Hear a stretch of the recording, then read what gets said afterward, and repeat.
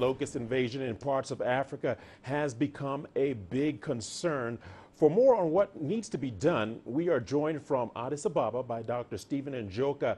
He is the director of the Desert Locust Control Organization for Eastern Africa. Dr. Stephen Njoka, thank you for joining us on the link. Let's get started. What has been the impact of the locust invasion across Eastern Africa, Doctor? Well, let me start by saying the organization is made up of 9 member countries, and this time, these are the founder members since 1962. And this time around, we have had an invasion of these locusts, and they have mostly come to Ethiopia, Somalia, and Kenya. The impact has been big because, where we have had the strongest impact is Ethiopia and Kenya, and mostly on pastures.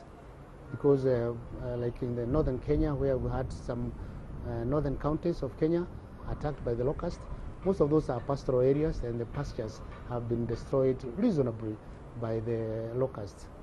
In Ethiopia here, I think the most of the impact has been on crops, sorghums, maize in the southern part of Ethiopia, and has had quite a bit of impact. All right, Doctor, we're hearing that the swarms of locusts are as big as major cities and getting worse by the day. What effective solutions come to mind in containing such swarms of locusts, Doctor? Well, the control of locusts is mainly by aerial spraying. Once we locate where the swarms are, we do what we call aerial spraying using ultra low volume URV pesticides, aiming at the insects, and we get it. After that, the other dangerous stage is when the insects lay their eggs and they mature into hoppers. Now the control strategy has to change, and we aim at the hoppers. That's what we are doing in Ethiopia and Kenya. Unfortunately, we have not been able to control locusts in Somalia, and it's a breeding area, and for a number of reasons we have not been able to get there. All right, mostly control is by use of pesticides. Well, Doctor, that brings me to my next question. Is it possible to determine the locust migration routes in advance, and what preemptive measures would then be appropriate?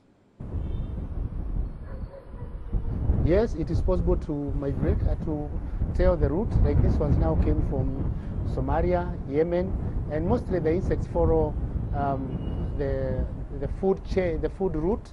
They are able to identify where there is green vegetation, and also following the wind. So it is possible to determine the route they will take. We were expecting them from as August last year when they came to Ethiopia, and as expected by end of the year 2019, they invaded Kenya from Mandera, and now they have gone down most of the counties of northern Kenya and taken another turn, and as we speak, these locusts have been located also in Uganda, and the next stage is we expect that they could go to southern Sudan. So we are making preparations by training people on the ground on how to do that, the spraying. All right, so Dr. Stephen Njoka, what should countries affected by the swarms of locusts expect in the short, medium, and long term? Come again? What should countries affected by the locusts expect in the short, medium, and long term? We expect that these locusts will not survive for a very long time, and we do expect that after they have laid the eggs and we are able to control the hatchlings, which we call hoppers, then in a short term we'll be able to control that, and in the long term we'll also be able to tell where they come from and control them at the base, that is in Yemen and Somalia.